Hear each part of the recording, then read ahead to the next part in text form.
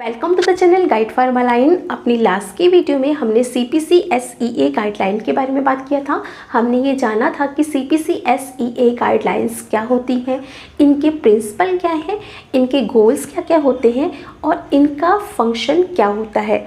और आज की इस वीडियो में हम CPC-SEA गाइडलाइंस को फॉलो करने के लिए जो लैब फैसिलिटीज़ होती है उनके बारे में बात करेंगे। तो आज की इस वीडियो में हम उन सभी चेकलिस्ट के बारे में बात करेंगे जो कि according to the CPC-SEA guidelines बनाई गई हैं, जिनको किसी भी जो भी लैब होती है जो for the experimentation purpose use की जाती है उनको ये सारी ही चेकलिस्ट को फॉलो करना होता है।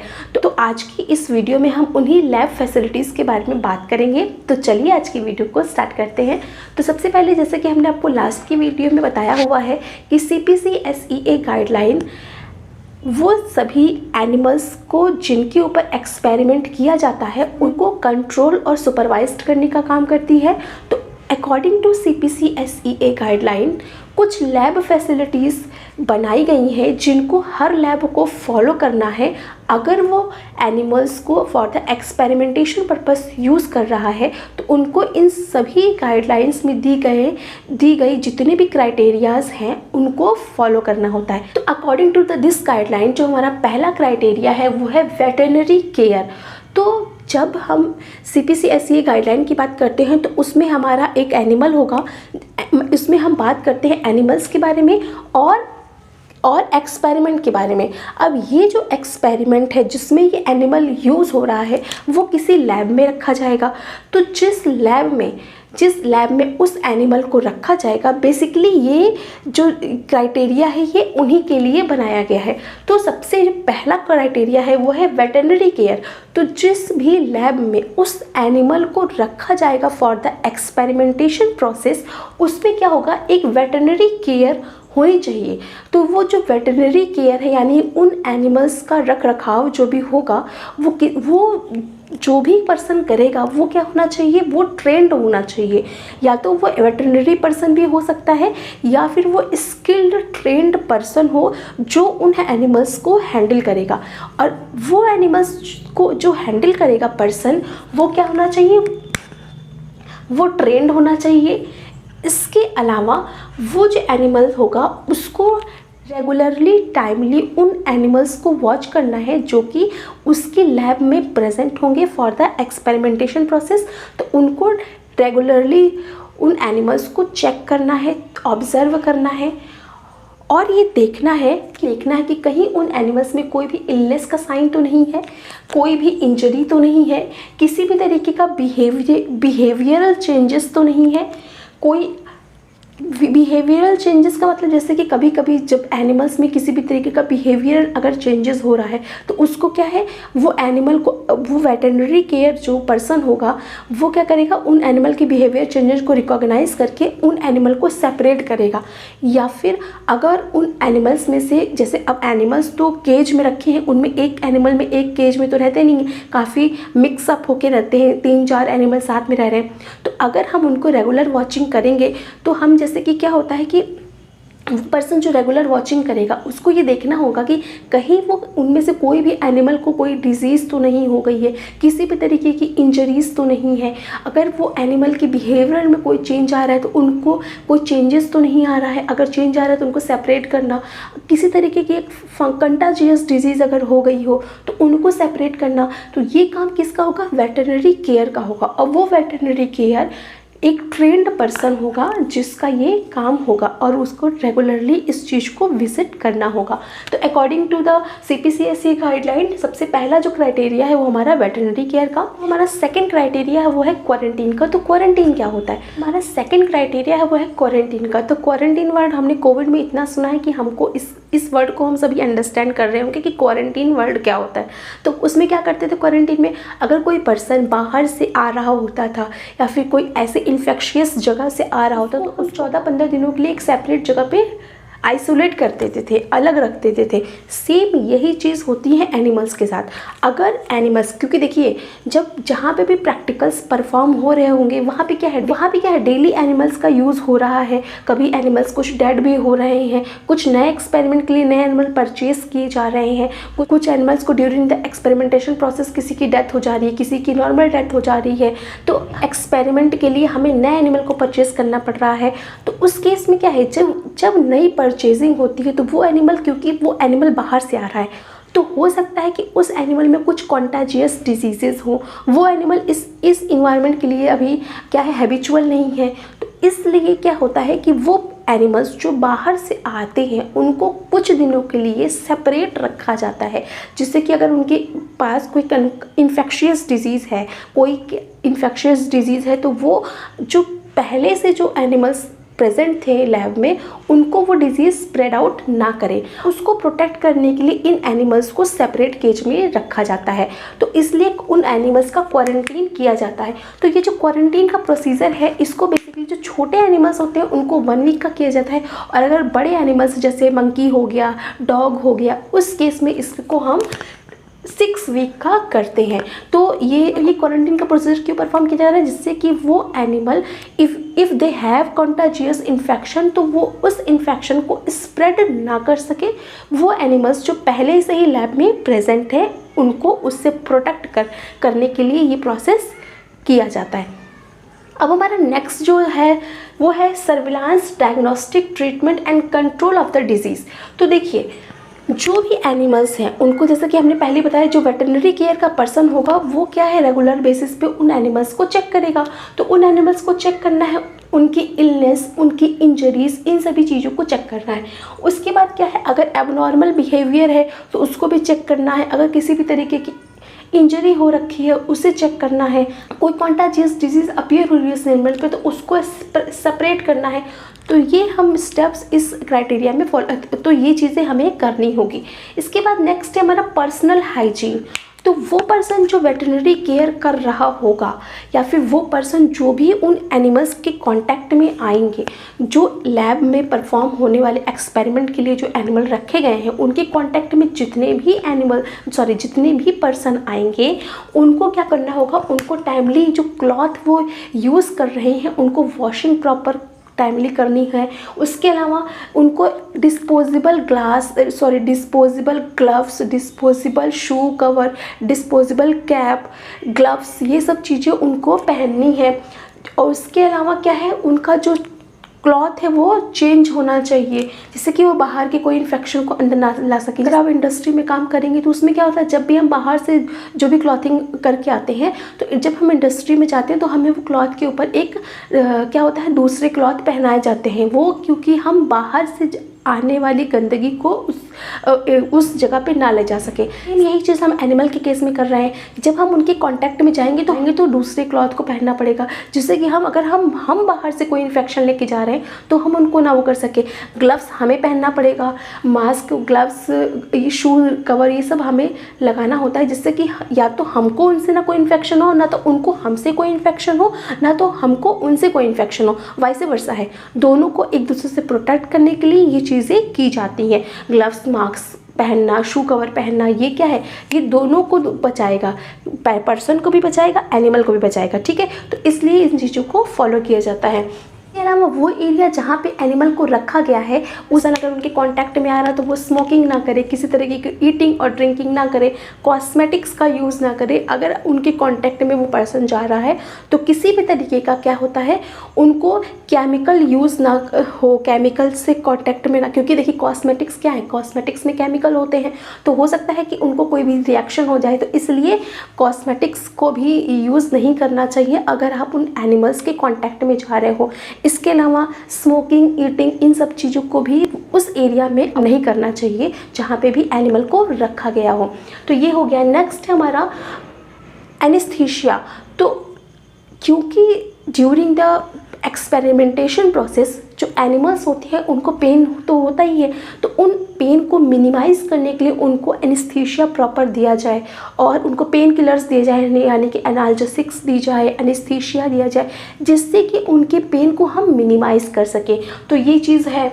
नेक्स्ट पॉइंट है हमारा यूथेंसिया। तो अगर ड्यूरिंग द एक्सपेरिमेंटेशन प्रोसेस हमें उस एनिमल को अब सेक्रीफाइस करना है, तो अगर कोई ऑप्शन नहीं, हमें सेक्रीफाइस ही करना है, तो हमें वो मेथड चूज़ करना चाहिए जिससे कि उस एनिमल को कम से कम पेन हो, और उस मेथड को क्विकली परफॉर्म करना चाहिए, और इसके अलावा उस मेथड को पेनलेसली परफॉर्म करना चाहिए, और उस एनिमल को विदाउट एंग्जाइटी प्रोड्यूस किए हुए परफॉर्म करना चाहिए, जिससे कि हम उसको कम से कम पेन दे सकें।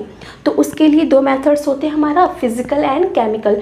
तो फिजिकल में क्या है, जैसे सर्वाइकल डिसलोकेशन हो गया आपका, ये हो गया फिजिकल मेथड। केमिकल में हमने क्लोरोफॉर्म की ओवरडोज दे दी, कीटामिन दे दिया, तो इससे इस सबसे हम क्या कर सकते हैं, उसको एक क्या बोलते हैं, पेनलेस डेथ दे सकते हैं।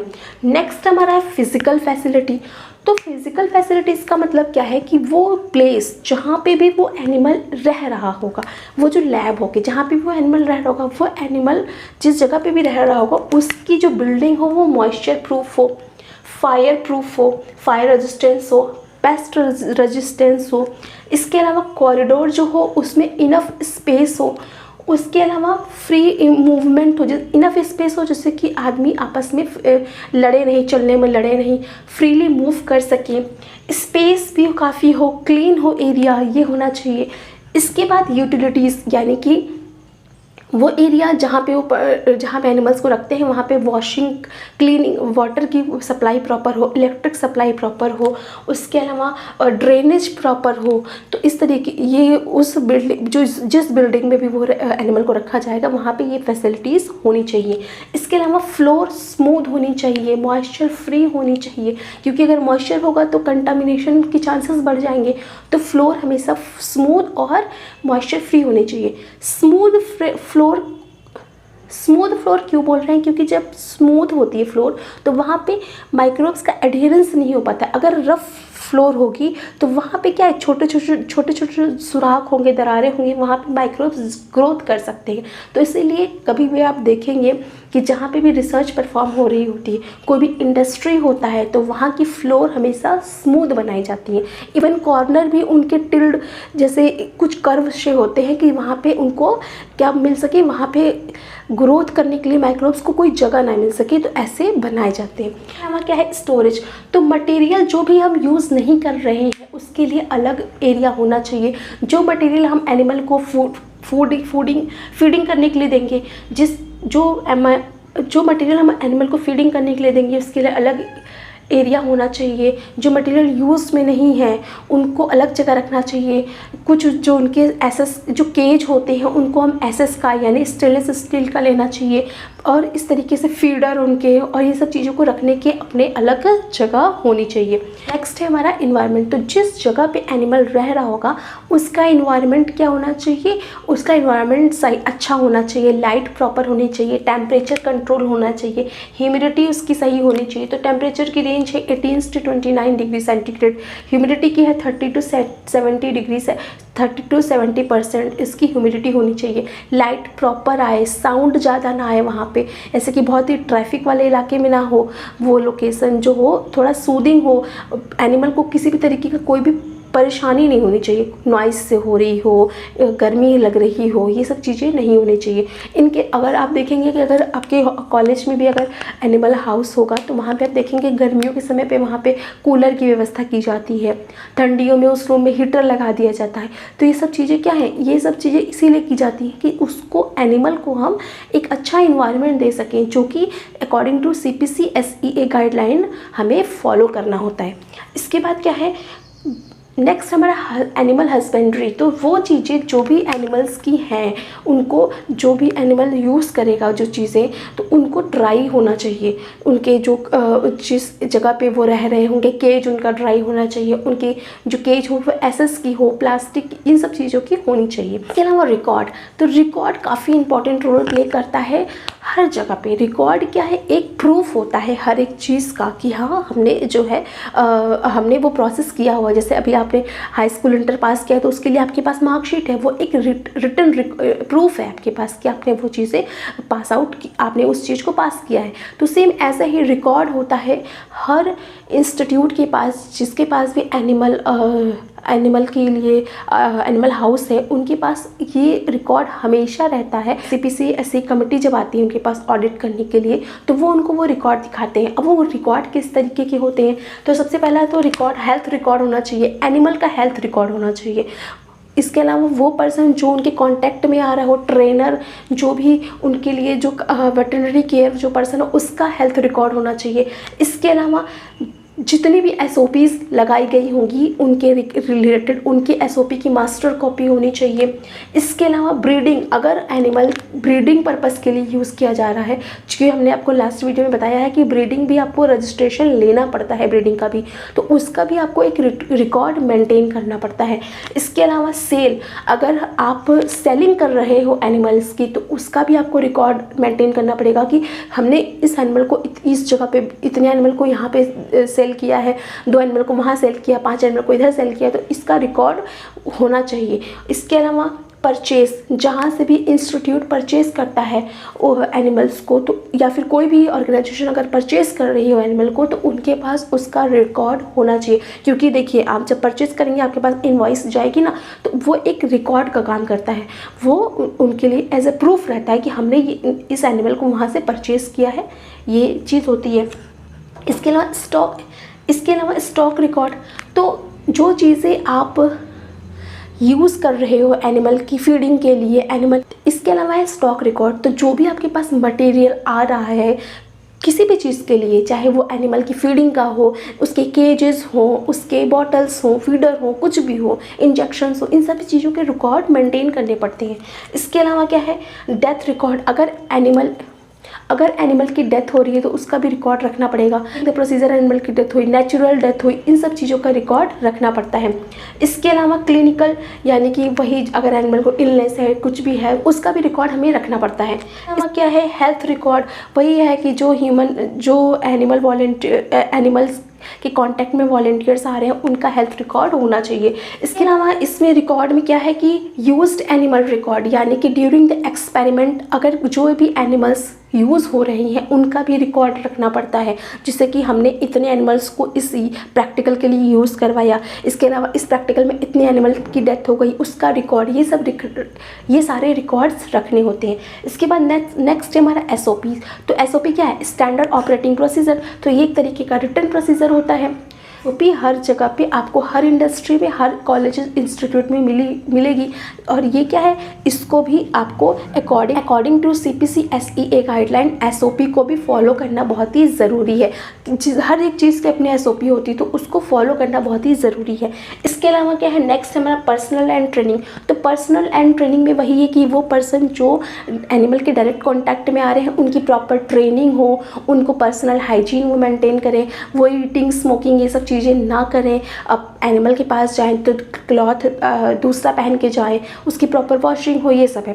इसके अलावा क्या है, ट्रांसपोर्ट ऑफ लैब एनिमल। तो ट्रांसपोर्ट ऑफ लैब एनिमल्स क्या होते हैं, अगर एनिमल्स को हमें ट्रांसपोर्ट करना पड़ रहा है या फिर ट्रांसपोर्ट करके लाना पड़ रहा है, तो उस केस में हमें क्या है, एक रिकॉर्ड रखना पड़ेगा कि हमने कौन से व्हीकल के थ्रू उस एनिमल को लाया, मोड ऑफ ट्रांसपोर्ट क्या था, केज कौन सा यूज़ किया हमने, उस केज में डेंसिटी कितनी थी जिसमें हमने एनिमल्स को रखा। इसके अलावा वाटर, फूड का क्या, उस समय उनको कौन सा वाटर और कौन सा फूड दिया गया, ड्यूरिंग द ट्रांसपोर्ट किसी भी तरीके की इंजरी हुई या नहीं हुई।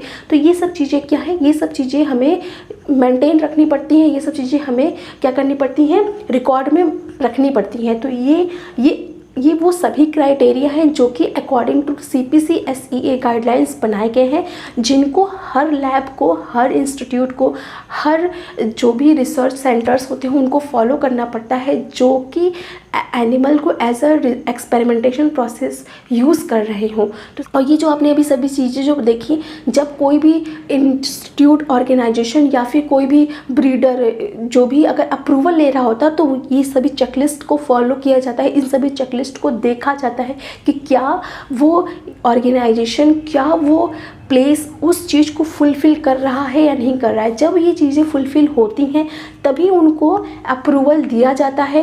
ब्रीडिंग पर्पज़ से अगर कर रहा है तो उसके लिए, अगर एक्सपेरिमेंटेशन पर्पज़ से कर रहा है तो उसके लिए उनको ये अप्रूवल मिलता है।